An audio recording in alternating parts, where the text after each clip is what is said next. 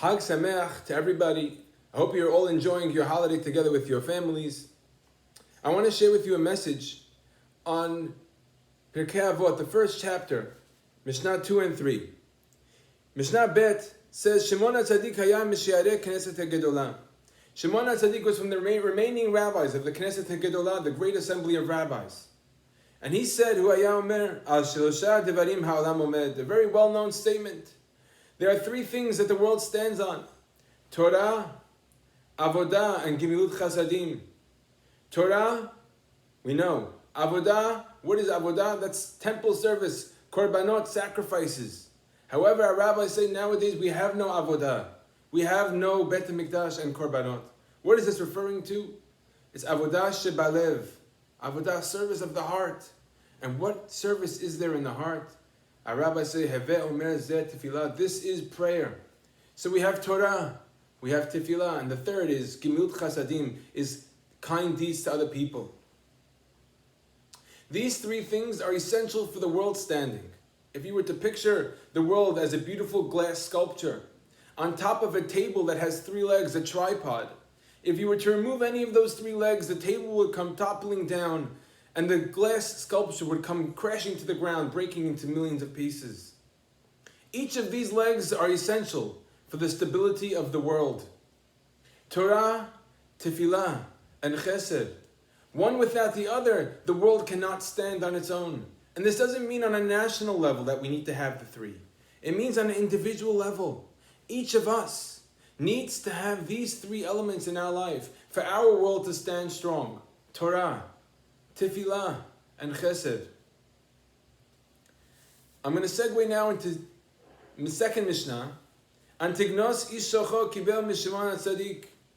Antignos, he got from Shimon HaTzadik the following message. Hu haya omer, he used to say, Al tiyu ka'avadim, hameshamshin et harav al menat lekabel peras. Do not be like those that serve their masters for the purpose and intent of getting the reward, of getting the sustenance, the food, the pay.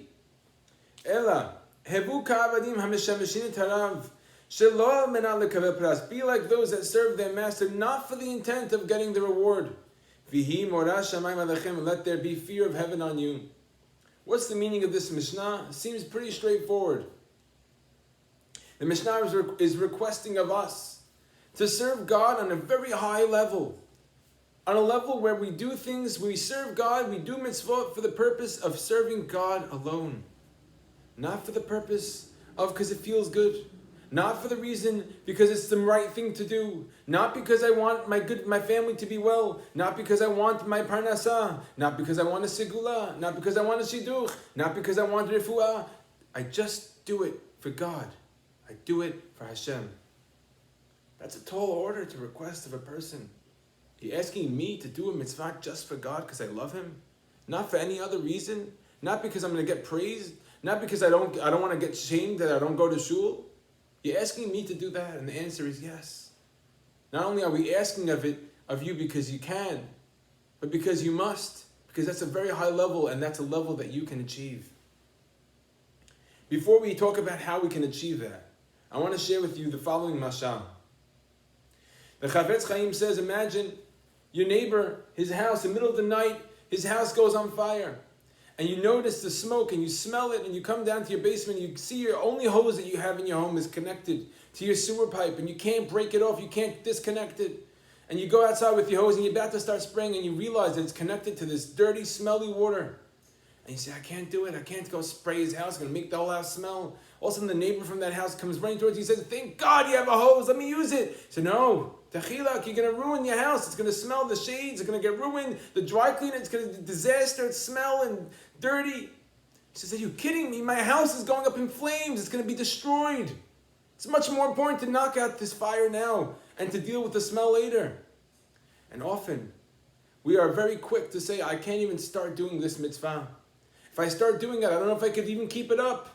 If I start doing it, maybe I'm not going to do it for the right reasons. Maybe it's going to smell. Maybe it's going to be dirty. It's not going to be pure. And the Chafetz Chaim says, that's a silly answer. Of course, you start. You'll deal with the other part later. You'll improve it later. You'll purify it later. Years ago, I had a student of mine that I was teaching in Israel. And he told me, Rabbi, I don't keep Shabbat. I said, why not?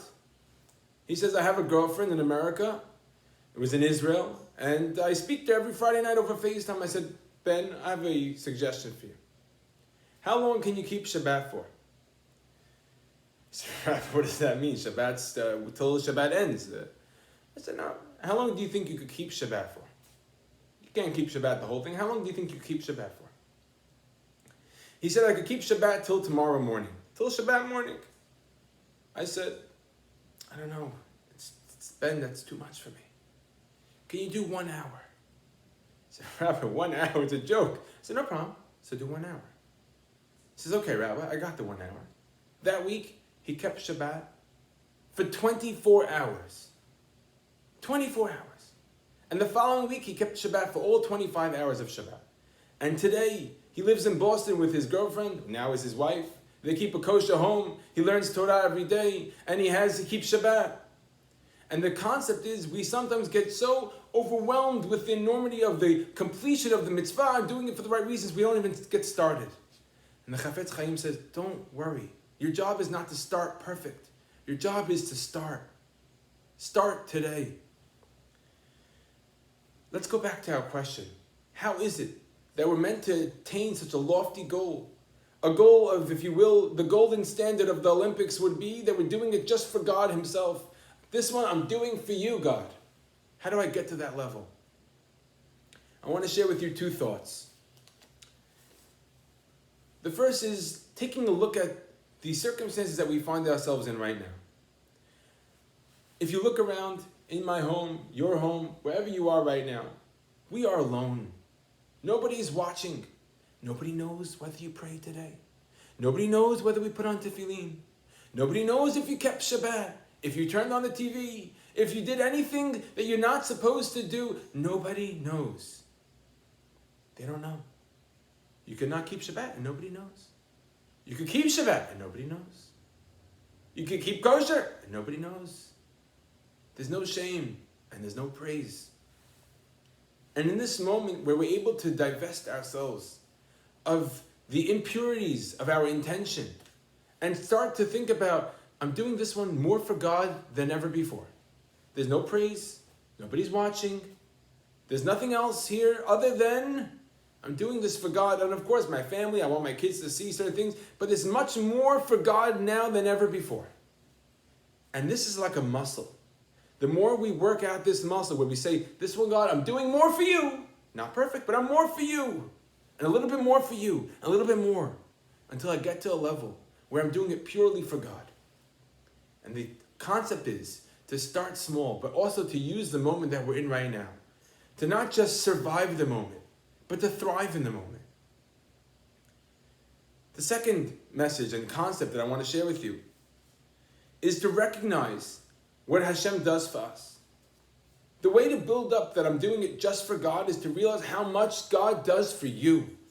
When you realize how much God does, that you're breathing, that you're healthy, that your children are healthy, maybe somebody in your family is not healthy, but you have a house, you have a place to live, you have people that you know, you have a community that's a beautiful community, you have Torah, you have connection to people yet.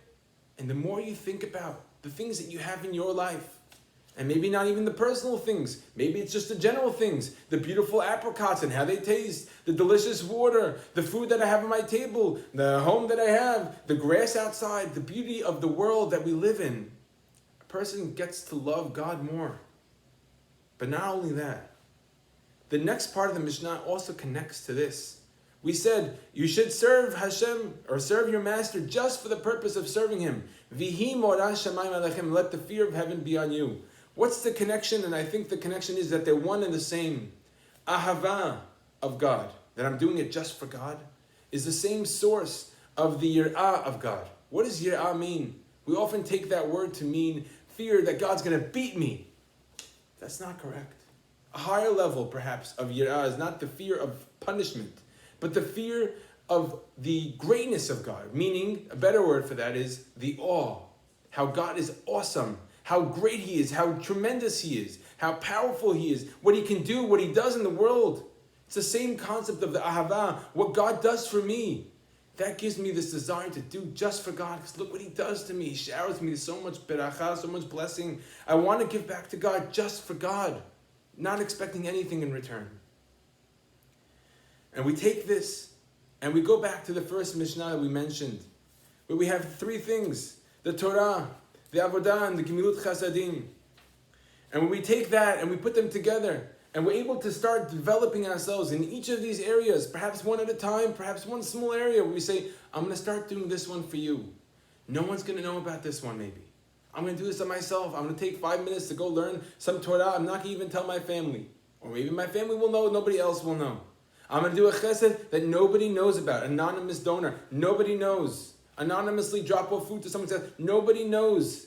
This one is just for God. For my connection to God, because I cherish that, I adore that, I want that in my life. And this is something that can take decades for us to build ourselves in. But life is not about necessarily achieving the results in the moment. It's also about being on that journey towards greatness, towards connection to God, and towards developing our character. Bezat Hashem, if the person wants to come and purify himself, Habalit Taher, the one that wants to purify himself, Misayino, till they help him. And you will be helped on your journey towards greatness. Hag Sameach, and wishing you all a happy holiday.